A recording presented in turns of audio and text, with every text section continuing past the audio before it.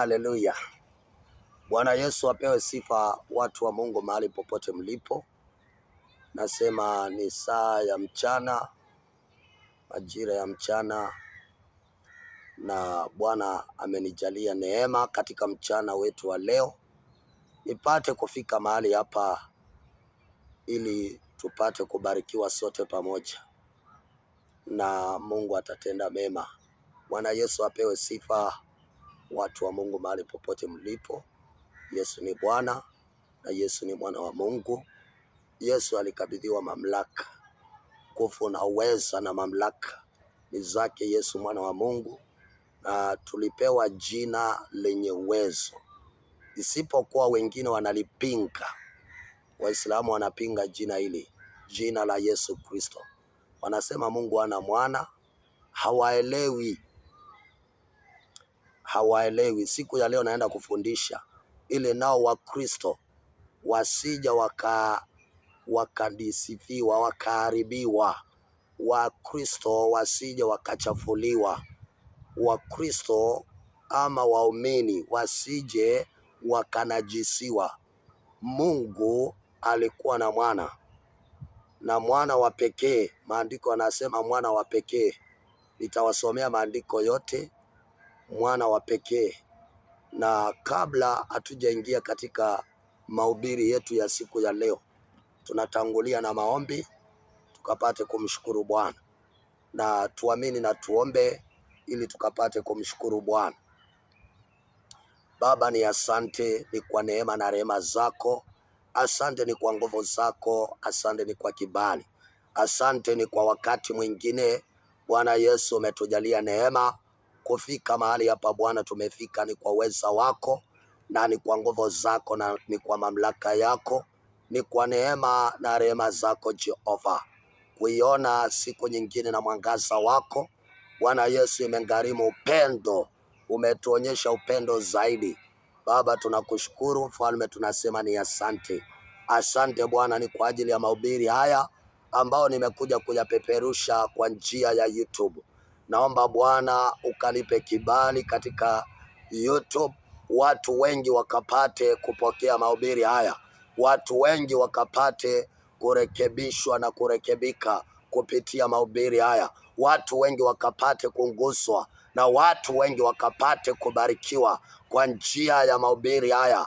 Na Bwana Yesu, sifa na heshima na utukufu Jehova Mungu wa mbinguni zikurudie, uketie kiti chako cha enzi, kwa kuwa wewe ni Mungu na utabaki kuitwa Mungu. Bariki neno la siku ya leo, bariki neno lako, litakase neno lako, litukuze neno lako, kalitie neno lako nguvu zako na uweza wako. Baba, nitakapo ilihubiri Bwana Yesu likapate kubariki wengi, na likapate kuwafungua wengi macho na akili na kihisia, na watu wako wakabarikiwe, wakainuliwe na wakatendwe mema katika jina la Yesu Kristo. Asante Roho Mtakatifu wa Mungu, nisaidie Bwana.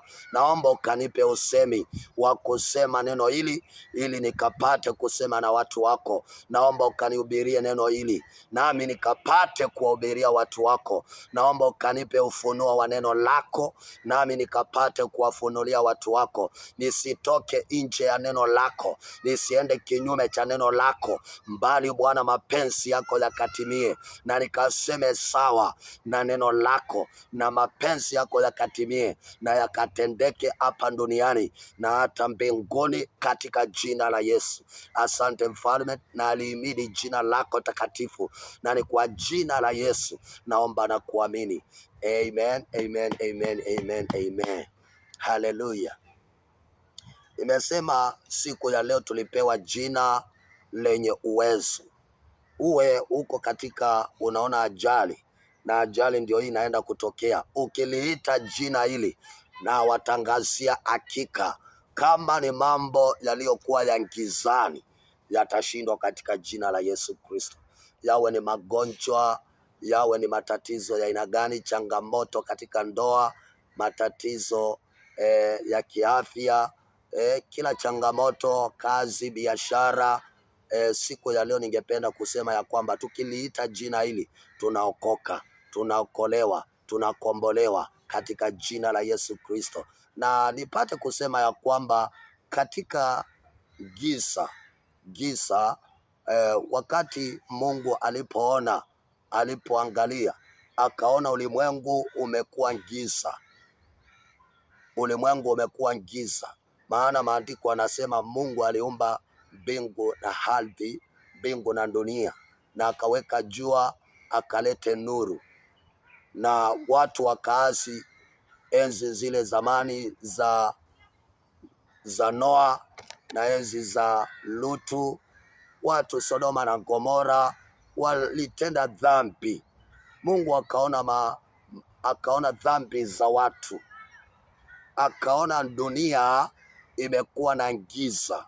Maandiko anasema katika kitabu, sasa tumeingia katika neno la Bwana, kitabu cha Yohana mlango wa 3, tukapate kusoma kuanzia mstari wa 16.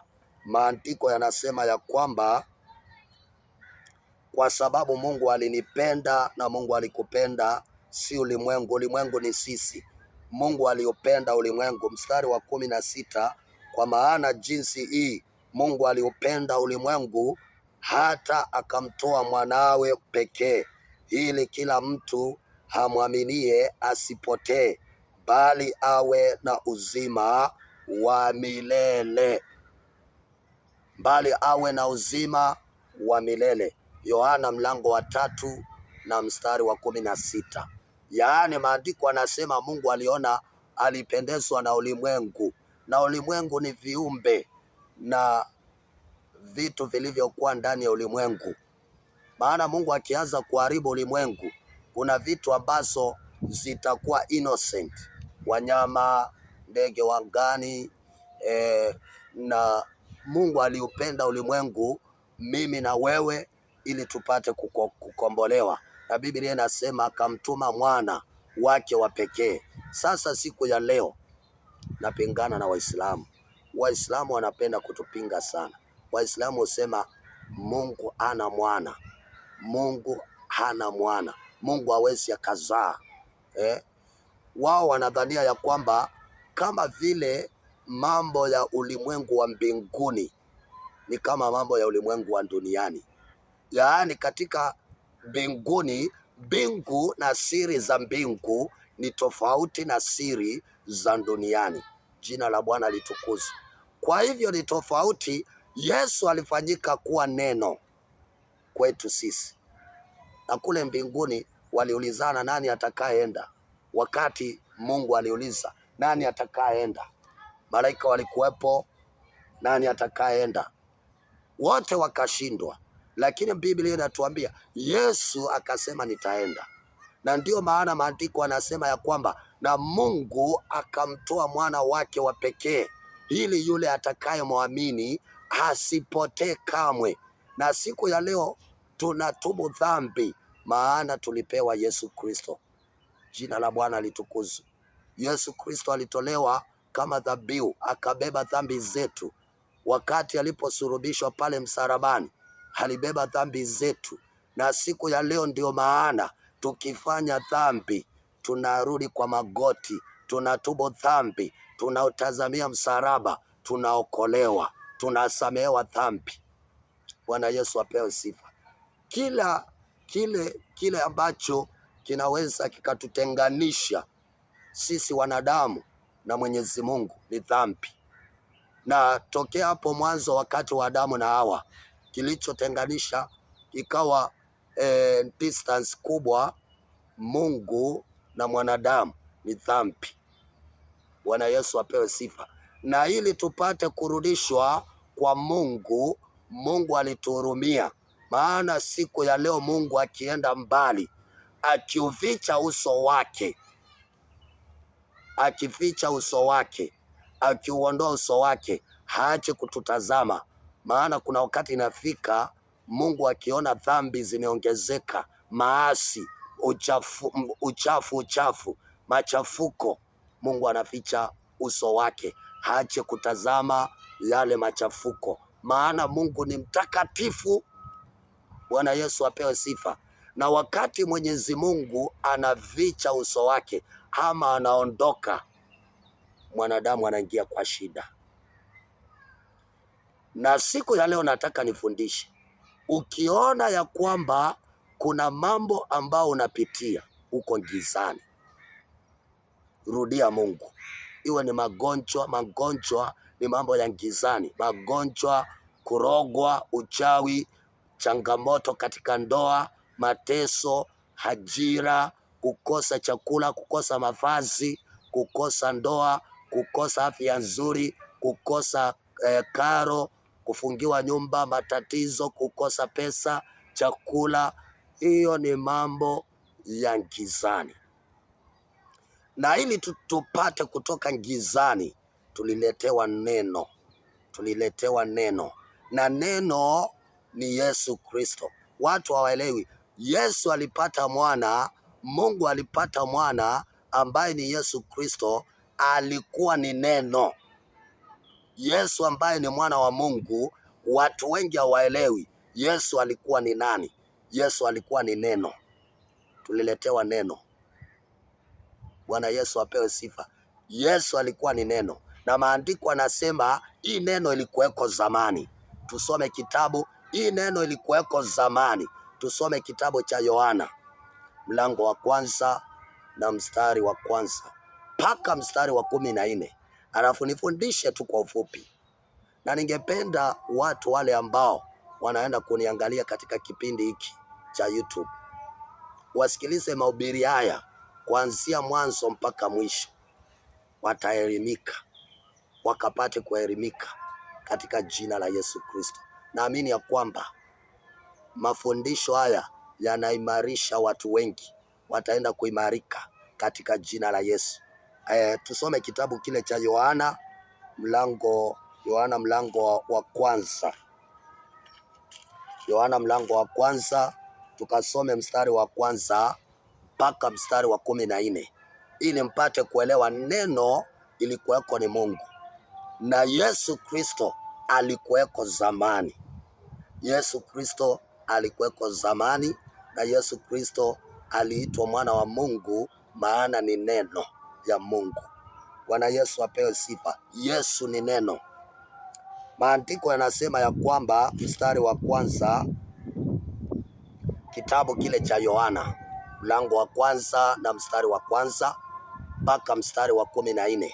Maandiko yanasema hapo mwanzo kulikuweko neno, naye neno alikuweko kwa Mungu, naye neno alikuwa Mungu. Bwana Yesu apewe sifa. Neno alikuweko kwa Mungu, naye neno halikuweko, naye neno alikuwa ni Mungu. Mstari wa 2, maandiko anasema huyo mwanzo alikuwako kwa Mungu. Huyo mwanzo alikuwako kwa Mungu, vyote vilifanyika kwa huyo, wala pasipo yeye hakikufanyika chochote kilichofanyika. Ndani yake ndimo ulimwengu, ndani yake ndimo ulimokuwa uzima, nao ule uzima ulikuwa nuru ya watu. Bwana Yesu apewe sifa. Maandiko yanasema wazi, ndani ya ile neno ndimo kulimokuwa uzima, na ule uzima, maandiko yanasema ndani yake ndimo ulimokuwa uzima, na ule uzima ulikuwa nuru ya watu. Bwana Yesu apewe sifa. Nimesema ya kwamba wakati unapitia changamoto, matatizo, magonjwa, inakuwa ni giza. Ni giza. Wakati unapoinukiwa, maadui wanakuinukia changamoto, unaingia katika giza. Maandiko yanasema ulimwengu uligeuka kuwa giza, na ndipo Mungu akamtuma mwana wake wa pekee ili akuje arudishe nuru. Na mwana wake wa pekee alikuwa ni Yesu Kristo. Na maandiko yanasema hii neno ndio inaleta mwangaza. Neno ndimo ulimokuwa uzima, yaani neno ndio iko na uzima. Kwa hivyo wale watu ambao wako na udhaifu wa kusoma neno, Siku ya leo ninawapatia mawaidha ya kwamba soma neno, soma Biblia. Isipite siku ama usilale kabla hujasoma neno. Mimi husoma neno, na ukiendelea kusoma neno utasikia vile neno la Mungu ni tamu. Yaani neno la Mungu ni tamu. Maana hii neno la Mungu nataka kujua watu waliokaa katika ndani ya Mungu na watu waliompendeza Mungu walifanya nini ili na wewe upate kufanya. Walikifanya nini ili wapate kuepukana na dhambi. Unaposoma kitabu cha Ayubu, maandiko yanasema na Ayubu alikuwa mtu ambaye ni wa kuepukana na uovu. Sasa kupitia hiyo neno ukisoma na wewe unaepukana na uovu. Kuna vizazi, kuna watu, kuna vitoto ambazo siku ya leo wanafanya uovu. Kama ni mavazi, unatazama unaona hapana, lazima niepukane na uovu. Sitavalia mavazi ambao sio ya kumcha Mungu. Sitafanya mambo ambao sio ya kumcha Mungu. Kwa hivyo wakati unaposoma neno, na neno hili tunaambiwa ilikuwa ni uzima na nuru iliyoletwa ndani ya kila mtu. Kwa hivyo neno hili ukisoma unapokea uzima, alafu uzima unaletwa, uzima inakuwa ni nuru kwa maisha yako. Ukiwa na uzima, ukiwa na neno kuna uzima, na ukiwa na uzima kuna nuru ndani yako. Hizo vitu ambazo nimesema, yaani ukisoma neno, ukikaa katika neno la Bwana unakuwa na uzima, na uzima huu ndio Yesu aliyosema uzima wa milele na milele. Bwana Yesu apewe sifa. Na uzima unakuwa ili upate kuwa na uzima, kunakuwa na nuru ndani yako, ambayo nuru hii imeletwa na neno, na neno hii ndiyo Yesu Kristo. Bwana Yesu apewe sifa. Siku ya leo pate nuru ndani yako, lazima usome neno, usikilize neno la Bwana, usikilize neno la Mungu, usome neno takatifu, Biblia. Wapendwa watu wa Mungu, ili changamoto zipate kukuondokea, matatizo yaondoke katika changamoto za ndoa, shida za kinyumbani, matatizo hapa na pale, lazima kuwe na nuru. Na nuru inaletwa na neno.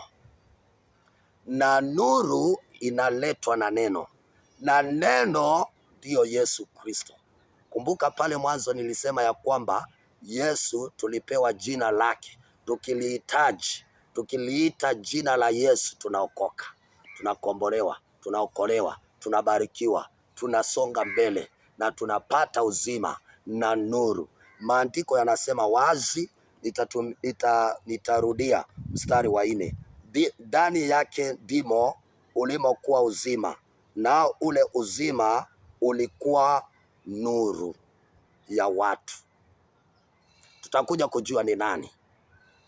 Mstari wa 5 maandiko yanasema nayo nuru yang'aa gizani, nayo nuru yang'aa gizani, nayo nuru yang'aa gizani, wala giza halikuliweza. Jina la Bwana litukuzwe. Wala giza halikuliweza.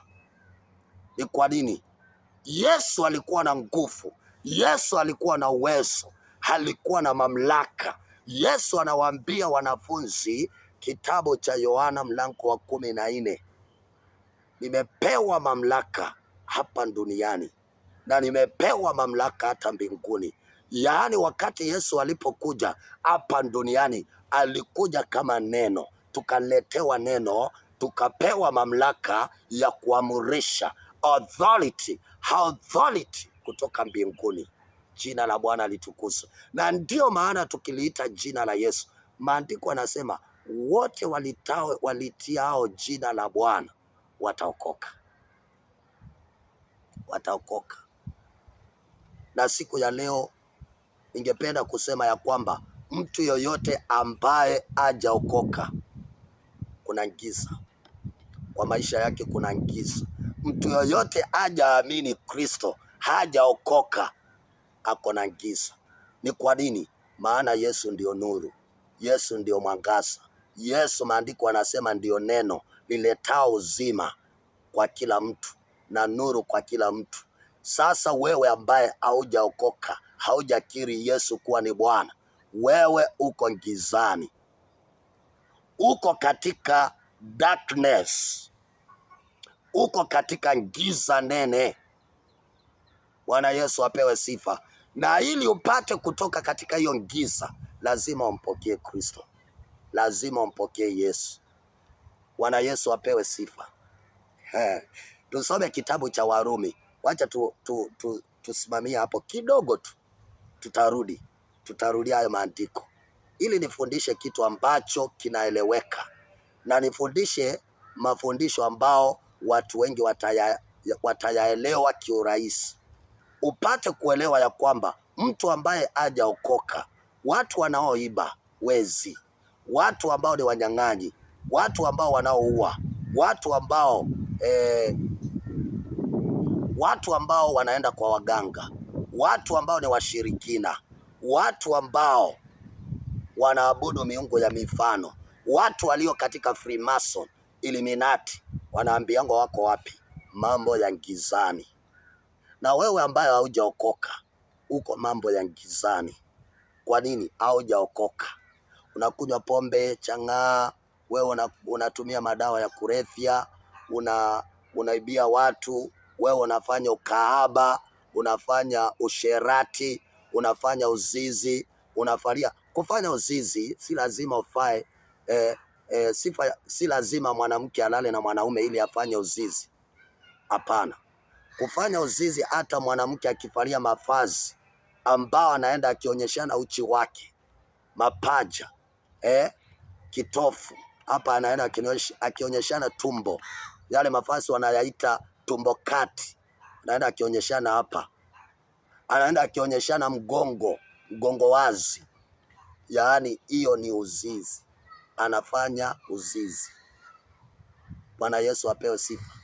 Unazini. Maana mwanamke akitoka kwa nyumba yake akiwa uchi, akizunguka hivi, anazinisha watu wengi, anazinisha wanaume wengi.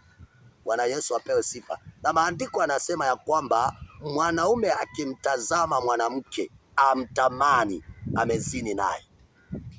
Wanaume wangapi wanaozini na wanawake? Bwana Yesu apewe sifa. Kwa hivyo watu hawa, sababu ya watu hawa wanaofanya mambo haya, wako gizani. Na ili wapate kutoka gizani, wanahitaji waokoke. Jina la Bwana litukuzwe. Kitabu cha Warumi, Romans chapter 10 verse 9. I think Warumi chapter 10, tumesoma maandiko mengi. Warumi mlango wa 10 na mstari wa 9. Acha niwasomee.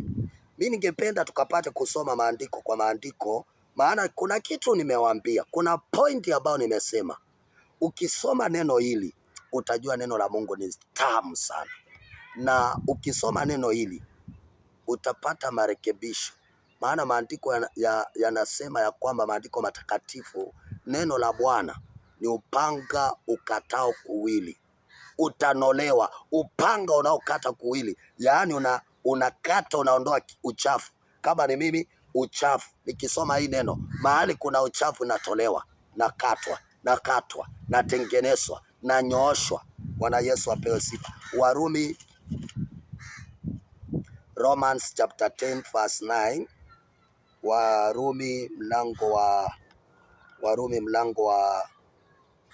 10 na mstari wa 9 tumefika. Maandiko anasema, kwa sababu ukimkiri Yesu kwa kinywa chako ya kuwa ni Bwana, na kuamini moyoni mwako ya kuwa Mungu alimfufua katika wafu, utaokoka. Jina la Bwana litukuzwe. Utaokoka.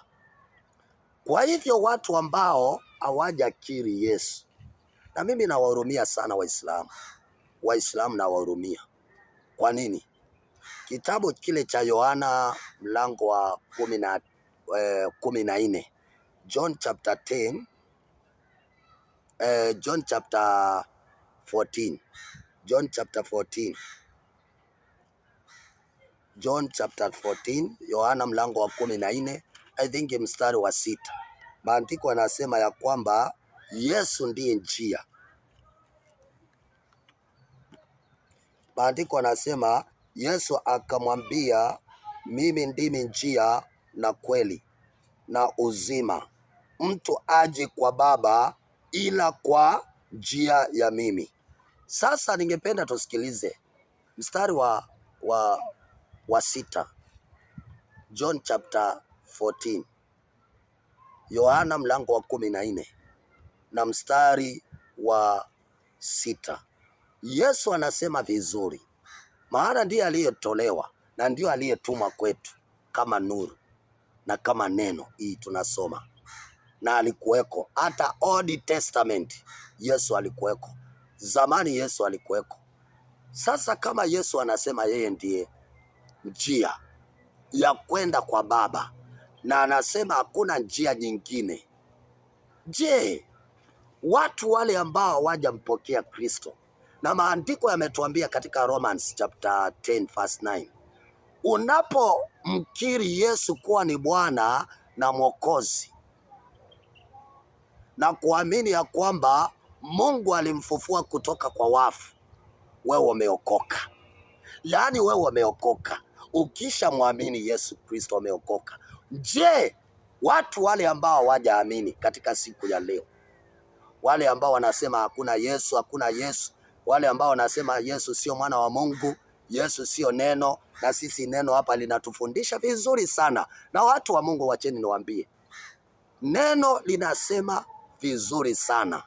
Yesu alikuwa ni mwana wa Mungu na Yesu alikuweko na Yesu ndiye alikuwa neno, na neno hili ndio tuliletewa lipate kutuokoa. Watu wainuke siku ya leo, waanze kuharibu akili zako.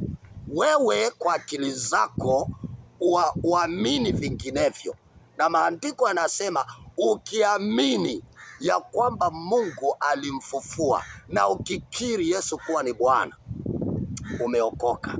Siku ya leo kutokee mtu akwambia ya kwamba Yesu sio mwana wa Mungu, njoo nikusilimishe, Yesu sio mwana wa Mungu. Wewe, Yesu anasema mimi ndio njia ya kweli na uzima. Hakuna mtu atakayeenda kwa Baba, hakuna. Siku ya leo waanze kusikia mahubiri mengine, waanze kupokea mahubiri mengine. Wewe uchafuliwe akili zako, ubadilishwe imani yako, uanze kufuata njia zingine. Niambie, siku zako, wakati wako utakuwa wapi? Na Yesu ndio njia. Utaenda wapi? Utakuwa wapi? Hautakuwa uzimani, hautakuwa uzimani. Na siku ya leo ningependa kuambia watu, tuangalie sana, tusije tukaharibiwa imani yetu. Kuna watu ambao wako na ujuzi wa kuharibu akili za watu. Kuna watu ambao wanatumia akili zao za kuenda wakiharibu akili za wengine. Wako na akili kupita wengine, ambapo huyu mtu anajua kuongea na akili zako, kukuangalia hivi ajue vile unaongea, vile unawaza, vile unafikiria, vile yaani ya kucontrol. Kuanzia siku ya leo na waonya watu wa Mungu, na waonya. Ningependa tukapate kurudi katika kitabu cha Yohana kitabu cha Yohana mlango wa kwanza. Yohana mlango wa kwanza, tulikuwa tumefika mstari wa 5. John chapter 1 verse 5. Tumefika mstari wa 5. Nayo nuru yang'aa gizani, wala giza halikuliweza. Maandiko yanasema ya kwamba wakati ulimwengu ulipokuwamo gizani, Bwana alituma mwana wake wa pekee ili apate kuleta nuru, haregeshe nuru ambao iliondoka kwa watu. Na ndio Yesu alipokuwa hapa duniani, mission ya Yesu ilikuwa ni kuhubiri neno. Mission. Yesu alipewa neno na Yesu ndiye alikuwa neno. That's why mission ya Yesu ni kuhubiri habari njema, alete nuru. Na kama vile tumesoma, neno ndio nuru ileta uzima, na uzima unakuwa nuru, unafanyika nuru kwa watu wote, ambaye ni Yesu Kristo. Bwana Yesu apewe sifa. Maandiko anasema ya kwamba hiyo giza haikulishinda nuru, yaani nuru, mwanga. Yesu alikuwa na mwanga, yaani nuru. Kiswahili ni ngumu. Yesu alikuwa ni mwanga, nuru aliyoleta kwa watu aiondoe ile giza. Kwa hivyo Yesu aliporudi duniani, alipokuja duniani aliondoa uchafu mwingi uliokuwa umewachwa wakati wa Old Testament. Kwa nini? Tunaona mwanamke ambaye amezini, amefanya usherati. Huyu mwanamke analetwa kwa Yesu. Watu wamebeba mawe, watu wamebeba mamiti, watu wamebeba mabokora, wanataka kumpiga. Maandiko anasema ya kwamba walipomfikisha wakamwelezea Yesu, akamwambia, Musa alituandikia mwanamke akizini, akifanya usherati, akilala nje ya ndoa anauliwa. Yesu akaandika chini. Maandiko anasema ya kwamba Yesu akawaambia, Musa aliwaandikia hivi kwa sababu nyinyi mlikuwa vichwa ngumu, mlikuwa watu ambao vichwa ngumu. Yesu alipoinama akaandika chini, maandiko anasema kila mtu aliacha mawe, mamiti, marungu, kila mtu akakimbia. Na Yesu akamuinua yule mwanamke akamwambia, mwanamke, umesamehewa, usirudie dhambi tena. Akamtoa katika giza, maana dhambi ni giza. Sasa hii nilikuwa nawaelezea ama nilikuwa nawafundisha. Ulimwengu uliingia katika gizani wakati ulimwengu ulipotenda dhambi, wakati ulimwengu ulipoasi mbele za Mwenyezi Mungu, ndipo Mwenyezi Mungu akaleta nuru. Nayo nuru ilikuwa ni neno, nayo neno ilikuwa ni Yesu Kristo, ambayo inapeana uzima na nuru kwa kila watu. Bwana Yesu apewe sifa. Na kwa hivyo mission ya Yesu ilikuwa ni kuhubiri neno, na ndio maana siku ya leo tumeokoka, tumekombolewa, tuko wazima na tumepokea uzima. Wewe na mimi tumepata uzima. Ni kwa nini? Kwa sababu tumo na Yesu. Yesu ametuokoa. Yesu ni wangu, ni wa uzima wa milele. Mimi sio mwimbaji, mimi ni mhubiri. Kwa hivyo sauti ya mhubiri huwa ni mbaya. Yesu ni wangu, ni wa uzima wa milele. Ni wa uzima, ni wa uzima, ni wa uzima, ni wa uzima wa milele. Jina la Bwana litukuzwe. Maandiko anasema ya kwamba wakati nuru ilipokuja ilishinda giza. Na kama giza ilishindwa na nuru, kwa nini wewe unakaa katika giza? Magonjwa ni giza. Siku ya leo nasema wewe ambaye umegonjeka huko katika ndani ya magonjwa, toka katika hiyo giza katika jina la Yesu Kristo. Wewe ambaye uko na magonjwa, changamoto za ndoa, changamoto za kazi, changamoto za kusomesha watoto, changamoto za kukosa chakula, changamoto za kudharauliwa, uko katika giza, nasema kwa jina la Yesu, ondoka katika hiyo giza. Toka katika hiyo giza katika jina la Yesu Kristo. Bwana alileta nuru. Yesu alileta nuru duniani, na siku ya leo maandiko yanasema ya kwamba hiyo giza haikulishinda nuru. Nuru ilipata kushinda giza. Na siku ya leo wewe ulio katika gizani, toka katika hiyo giza. Yesu akutembelee kwa hiyo nyumba yako, kwa kazi ya mikono yako, kwa biashara yako, kwa afya yako, kwa familia yako, kwa nyumba yako. Yesu Kristo akutembelee, aondoe giza iliyokuwa, giza uliotumiwa, giza iliyokuja, giza yote ikashindwe katika jina la Yesu na upate ukombozi. Mstari wa 6 ningependa nikasome mfululizo. Mstari wa 6 maandiko yanasema, palitokea mtu ametumwa kutoka kwa Mungu, jina lake Yohana. Huyo alikuja kwa ushuhuda ili aishuhudie ile nuru ambaye ni Yesu, wote wapate kuamini kwa yeye, wote wapate kuamini kwa yeye. Kumbuka ya kwamba kitabu cha Warumi mlango wa 10 na mstari wa 9 maandiko yanasema, ukiamini, ukimkiri Yesu na kuamini, hakika wewe umeokoka. Kumbuka kitabu cha Yohana mlango wa 3 na mstari wa 16 maandiko yanasema ya kwamba kwa jinsi hii Mungu aliupenda ulimwengu ili kwa yule atakaye akamtoa mwana wake wa pekee, ili kwa yule atakaye muamini apate uzima. Atakaye amini. Nataka tusikilize hiyo neno kuamini. Atakaye kuamini. Hata katika kitabu hiki cha Warumi, atakaye amini ameokoka. Na hapa imerudiwa Yesu ili apate kuja kulitangulia mtu ambaye alikuwa ni Yohana alitangulia na akaelezea habari za Yesu. Na maandiko yanasema huyo alikuja kwa ushuhuda ili aishuhudie ile nuru, wote wapate kuamini kwa yeye. Huyo hakuwa ile nuru, bali alikuja ili aishuhudie ile nuru. Mstari wa 9, kulikuwako nuru halisi amtiaye nuru kila mtu.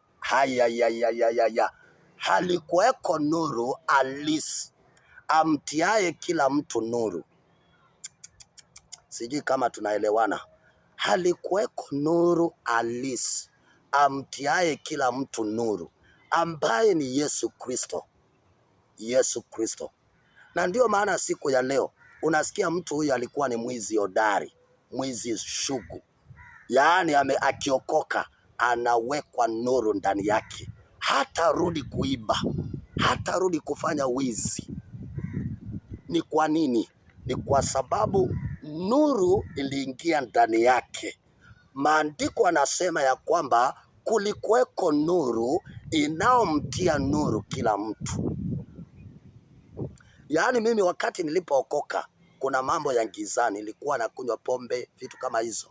Siku ya leo sinywi pombe. Kuna watu wanakunywa pombe, wakiombewa wakoke, ile pombe inaondoka. Wengi ni wezi, wengi wanafanya ukahaba.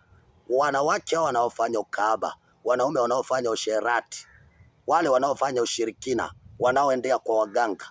Watu hawa wakiokoka na wapate kuiamini hii nuru, wapate kuamini hii nuru, hii nuru iwatie ndani yao, iingie ndani yao. Hawa watu hawataenda kwa waganga, hawataendea wanadamu. Hawa watu hawatakunywa pombe, hawatafanya ushirikina, hawatafanya ukahaba, hawatafanya usherati. Hawa watu wataokoka. Ni kwa nini? Ni kwa sababu walitiwa nuru, na nuru ni Yesu Kristo. Bwana Yesu apewe sifa. Siku ya leo kile ambacho tunastahili kuamini ni Yesu Kristo. Wao, kulikuweko nuru halisi amtiaye nuru kila mtu, akija katika ulimwengu. Mstari wa 10, alikuwako ulimwenguni, hata kwa yeye ulimwengu ulipata kuwako, wala ulimwengu haukumtambua. Bwana Yesu apewe sifa. Mstari wa 11, alikuja kwake, wala walio wake hawakumpokea. Mstari wa 12, bali wote waliompokea aliwapa uwezo wa kufanyika watoto wa Mungu, ndio wale waliaminio jina lake, ndio wale waliaminio jina lake. Kumbuka nimekusomea, tumechambua vitabu hapo nikikuelezea habari za Yesu, waliaminio jina lake. Na mstari wa bali wote waliompokea aliwapa uwezo wa kufanyika watoto wa Mungu, ndio wale waliaminio jina lake. Mstari wa 13, waliozaliwa si kwa damu wala si kwa mapenzi ya mwili wala si kwa mapenzi ya mtu, bali kwa Mungu. Kwa nini? Ni kwa sababu ukipokea Yesu, maana Yesu ni mwana wa Mungu. Yesu ametoka kwa Mungu. Siku ya leo ukipokea Yesu, umefanyika mwana wa Mungu. Sijui kama watu wanaelewa. Kwa sababu Yesu alitoka kwa Mungu na Yesu ni mwana wa Mungu, na alikuja na sisi pia tufanyike kuwa wana wa Mungu. Ukimpokea unafanyika kuwa mwana wa Mungu. Bwana Yesu apewe sifa. Tunafanyika kuwa watoto wa Mungu, ndio wale waliaminio jina lake. Mstari wa 13, walizaliwa si kwa damu wala si kwa mapenzi ya mwili wala si kwa mapenzi ya mtu, bali kwa Mungu. Mstari wa 14, mstari wa mwisho, ili tukapate kumalizia mahubiri yetu. Nataka usikilize vizuri, Waislamu mahali popote walipo wasikilize, wapate kuelewa Yesu alikuwa mwana wa Mungu. Maana Yesu hakuwa eti mwana hivi hivi. Yesu alikuweko ni neno. Yesu alikuwa ni neno, na hiyo neno ilikuweko kwa Mungu, naye Mungu alikuwa ni neno. Hiyo mambo watu ambao hawayuko kiroho in deep hawawezi wakashikanisha. Inahitaji mtu afundishwe kwa upole, utaratibu. Yaani neno ilikuweko Mungu, na Mungu, na hiyo neno ilikuweko kwa Mungu, na Mungu alikuweko, ndio hiyo neno. Inamaanisha nini? Yesu ni mwana wa Mungu, na Yesu alitoka kwa Mungu, na Mungu akiwa ndio neno akapatiana neno kwa mwanaye. Yesu akawa ndio neno kwa kumzaa katika neno. Hakumzaa kama wanadamu vile wanavyozaa, alimzaa kama neno, maneno. Bwana Yesu apewe sifa. Alizaa kama neno takatifu. Maandiko yanatuambia ya kwamba mstari wa 14, naye neno alifanyika mwili. Yesu alifanyika mwili, ndio maana alizaliwa na Mariamu kwa Roho Mtakatifu. Mariamu akabeba mimba ya Roho Mtakatifu ili watu wapate kuamini. Yesu alizaliwa kama mwili. Yesu akafundisha watu kama mwili, akiwa na mwili. Yesu akatembea akihubiri habari njema, maana ndiye alikuwa neno akihubiri. Alifanyika mwili. Maandiko yanasema mstari wa 14, naye neno alifanyika mwili akakaa kwetu, nasi tukauona utukufu wake, utukufu kama wa mwana pekee atokaye kwa Baba, amejaa neema na kweli. Nataka msikie vile nilivyowaeleza, ujue Yesu alikuwa neno. Neno ndio tuliletewa, hii neno ambaye Yesu Kristo. Hii neno yote ni Yesu Kristo, iwe ni New Testament, iwe ni Old Testament, ni Yesu Kristo. Huyu ni Yesu. Mimi nabeba Yesu. Huyu ni Yesu. Ukibeba hii neno unabeba Yesu. Maandiko yanatuambia mstari wa 14, naye neno alifanyika mwili. Kule ndo uko mbinguni ni tofauti na hapa. Hapa alifanyika kuwa mwili, watu wamsandiki. Maandiko yanasema naye neno alifanyika mwili akakaa kwetu, nasi tukauona utukufu wake, utukufu kama wa mwana pekee atokaye kwa Baba. Atokaye kwa Baba. Jina la Bwana litukuzwe. neno litokalo kwa Baba. Hii neno litokalo kwa Baba, neno litokalo kwa Baba imejaa neema na kweli, imejaa neema na kweli, Yesu Kristo. Kwa hivyo katika siku ya leo, wakati ninapobeba hii Biblia iko na vitu, nimeweka vitu nyingi. Wakati ninapobeba hiki kipochi, hii briefcase yangu ya leather, wakati ninapobeba hii briefcase, nimebeba hiki kitabu. Hii ni notebook yangu, huwa naandika vitu katika hii notebook, na hii Biblia ninabeba. Wakati ninapoibeba, wakati ninapoenda nikitembea ama nikihubiri, nabeba hii. Wakati napobeba hii Biblia hapa ndani, nazunguka na hii, natembea na Yesu.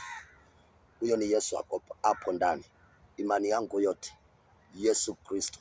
Neno hiyo iko hapo ndani, Yesu Kristo. Nikitembea nayo hivi, natembea na Yesu. Bwana Yesu apewe sifa, maana Yesu ndiye alikuwa neno. Bwana awabariki na Bwana awainue. Nawapenda nyote. Make sure, watu wa Mungu, make sure tumesikiliza mahubiri haya, na Mungu awabariki sana. Shalom, shalom. Amen, amen.